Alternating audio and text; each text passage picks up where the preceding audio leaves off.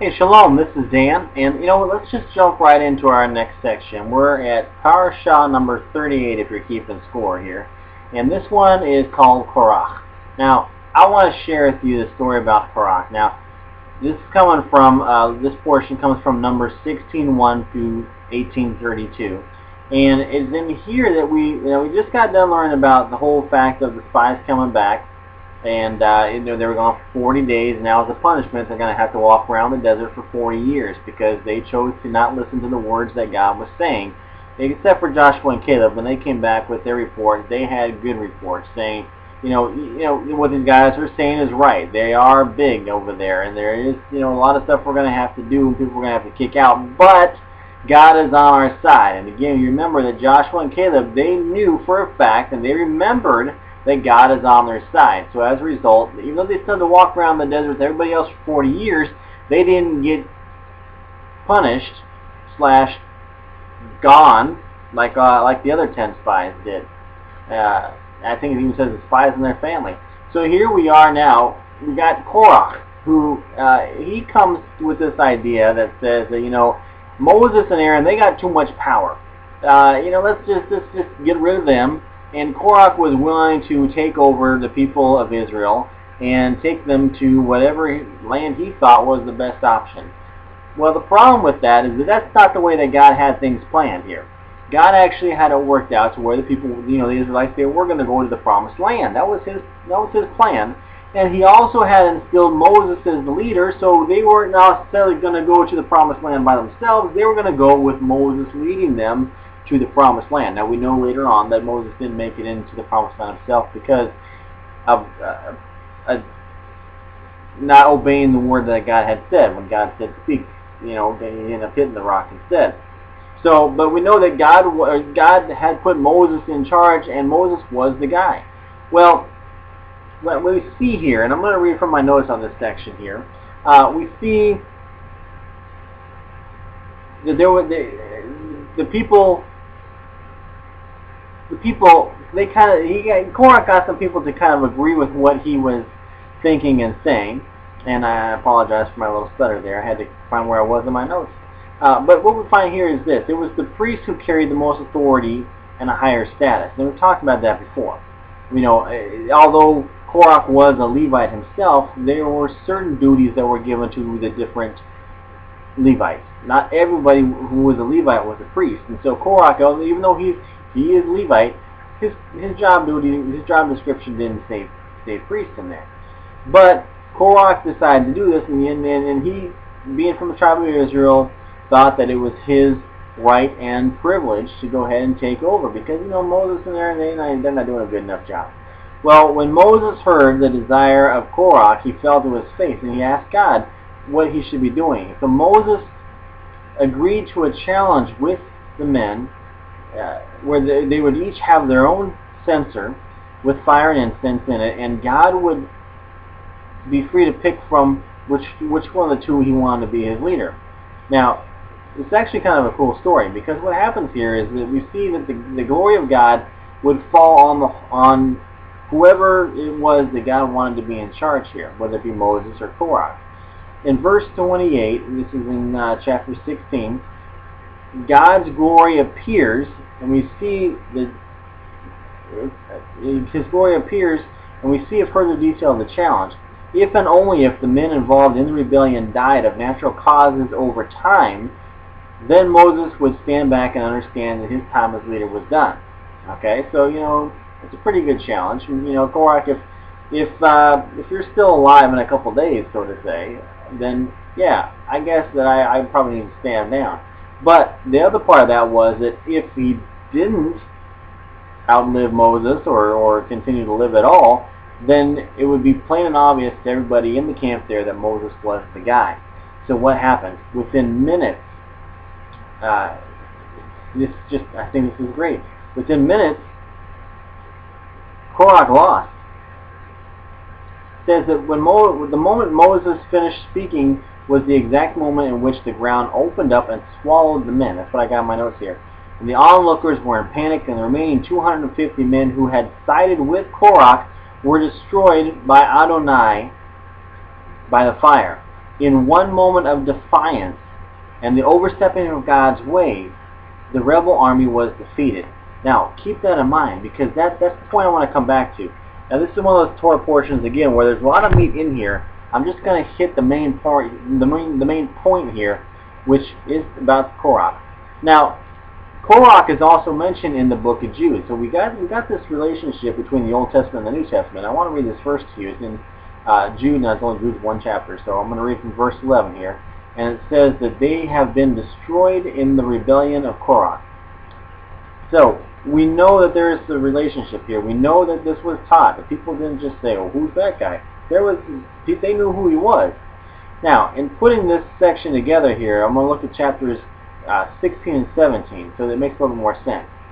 In 16, we see that Korach leads the rebellion against Moses concerning his authority. Now, there were two other guys here too, and I'm going to read here a verse here from Numbers 17. This is verses 9 and 10.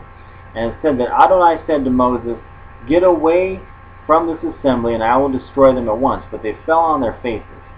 Okay, we have Dathan and another guy, Avarim, who they were swallowed up with Korach when the destruction came for his little thing there. The remaining 250 men, they were not named, but they were destroyed by fire. Numbers 17:6 then shares the concern of the people as they blame Moses for killing God's people. While the people were acting in their frustration towards Moses and Aaron, the two noticed that there was a cloud over the tent of meeting. Now this is going to jump us into what we just read here, verses 9 and 10. Hearing God's voice, and that they would destroy the people, Moses and Aaron interceded. Okay, so God is really upset. I mean, he just went through this whole thing with the spies, and they had to take care of them, take them out, so to say. And then now you got Korach and his 250 guys, and so God is just getting a little frustrated, and he's ready just to kind of redo everything. Just take the people out. You know, he's a little upset. And so what happens is Moses and Aaron, they get this notion, oh hey, something is not right. So they will go ahead and they drop to their knees, they begin to intercede. They fall on their faces. And then Moses then ordered of Aaron to make atonement for the people, as the anger of God had begun to burn and a plague was going out over the masses. So Aaron grabs his, I believe it was his censer, and he runs into the middle, and he stands in the middle, and you see this definite line of here comes the punishment of God sweeping over, and it gets to Aaron and it stops. Now, I was trying to think, you know, have I ever seen anything like this before? And the closest thing I could think of is back when I went to China. I don't remember what year it was. Anyway, it doesn't really matter. But I went to China, and I remember I was there for 2 weeks, and it was the only time I ever saw this. But you could look off in the distance there, and you could see the storm coming. And it looked as though there was just this blanket of rain come, and it hits you and it's gone in like 5 minutes. But it was so cool because you could see it. We were in Hong Kong when this happened, and I remember we just got done eating lunch too. It was just a little afternoon, and there's that must in the air, you know, that you can just feel, the humidity and all that type of stuff. And my dad pointed it out, and we look out over. I forget what direction it was, doesn't really matter, but we look out over the way there, and sure enough, I mean, it looks like a blanket coming in, and it just hits you. And that's exactly what I think about when I think about this passage right here, where, you know, Aaron, he's got what he needs here, and he runs into the crowd, and you see killing, death, and there's Aaron, and it stops. And God saves these people, and these people over here, you know, God was really ready to take all of them out. And so these people over here, they got lucky because of Aaron. But these people here, they weren't so lucky. Now, I don't say that because I want us to live by luck. That's not it at all. I want us to live by the obedience that God tells us to live by. And that goes for me as well. Okay? But here we are. You got Aaron running in the middle. The Torah records that in the brief time it took for them to see the trouble brewing until the time that Aaron actually got into the middle, there was already 14,700 men alone who had died. That's not counting women and children. Now, This is all because of Korach's rebellion. Now, go back to this other note that I had here, and it said, in my last note that I made to myself, in one moment of defiance and overstepping of Adonai's or God's ways, the rebel army was defeated.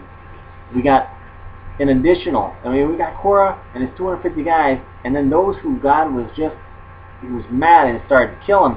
We got another 14,700 men who passed away. Add those numbers up, and what do you got? 14,700 plus 251. We got quite a bunch of people here. It's had what, 15,051 people or so that died just because of the result of Korach's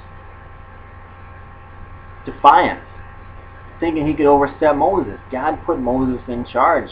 Can't overstep that. But the point I want to make is all about the rebellion. I wonder for myself, and I've wondered this before, and I know I do devos, and I talked about this before too. How many blessings have I missed for not doing God's stuff, right? God gives me an order and I don't follow through with it. But here's maybe a better question, or a deeper question. How many people have suffered as a result of my not obeying God? I know that I missed out on blessings by not obeying God, but how many other people suffer because I don't do what God has told me to do? I was thinking about this morning as well. We just bought a new minivan. I got married, and now we got from a family of 3, I got 6 now. So we had to go get a minivan so that everybody can ride to church in the same car.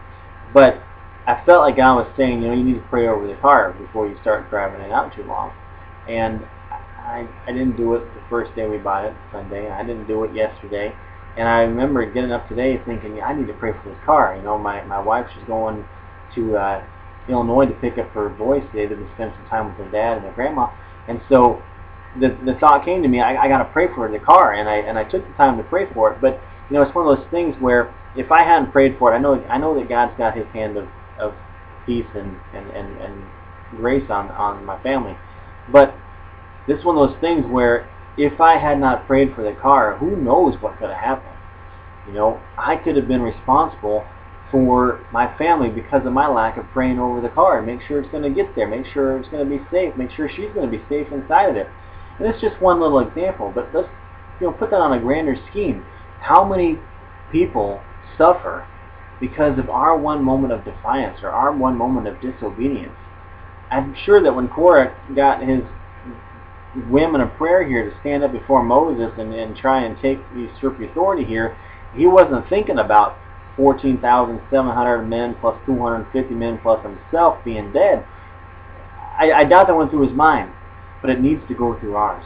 We need to consider, hey, if I don't do what God says to do, if I'm walking defiantly in this situation, how is that going to affect me? And how is that going to affect other people as well?